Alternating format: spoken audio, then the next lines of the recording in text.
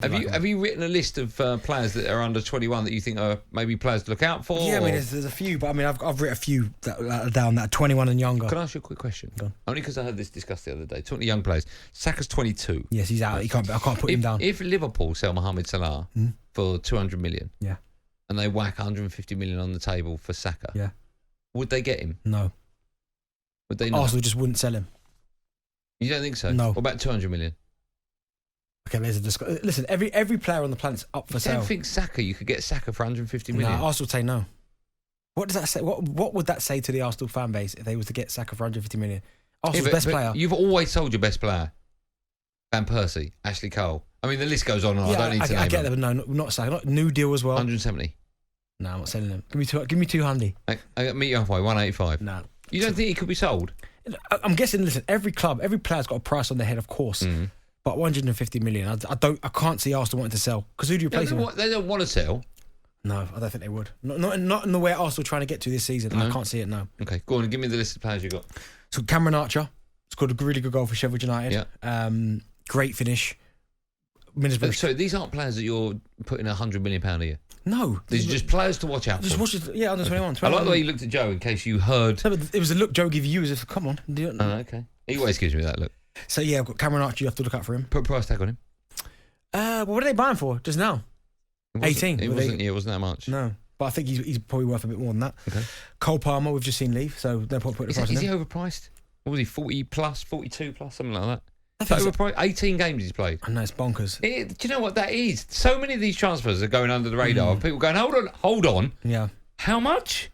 So he's on there. He's 21 years old. Got Edwin Ferguson on there. He's 21 young?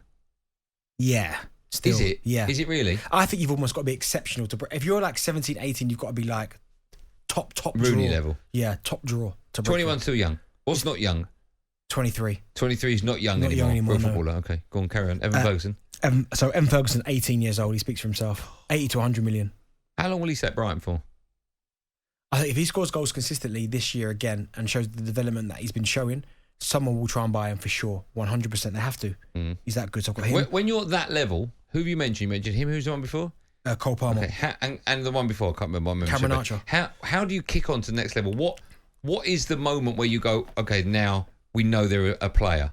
I think for Cameron Archer, he scored goals in the champ. If he can do it consistently at a side like Sheffield United, week in, week out, say he got 15 goals for Sheffield United, even in that type of scenario for Cameron Archer, if you're a centre forward, if he scores 15 goals, it's really irrelevant what happens to Sheffield United. Like, I know he obviously wants them to stay up, but if he scores 15 to 20 in that team and they go down, well, it's irrelevant. Yeah, he'll leave.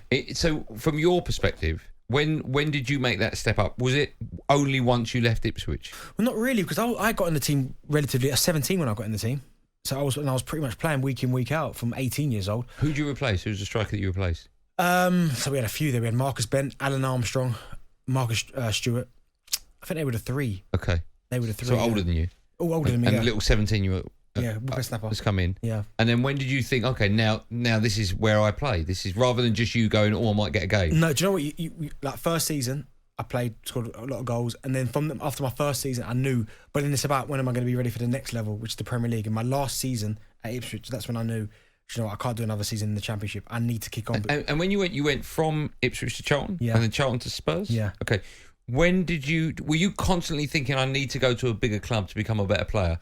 No, when I got to the Premier League, I'd seen, do you know what it was? Because in my under-21 team, I had people like Zamora, Defoe, Carlton Cole, Dean Ashton. But Dean Ashton and Carlton Cole were playing in the Championship a little bit, and they went to the Premier League.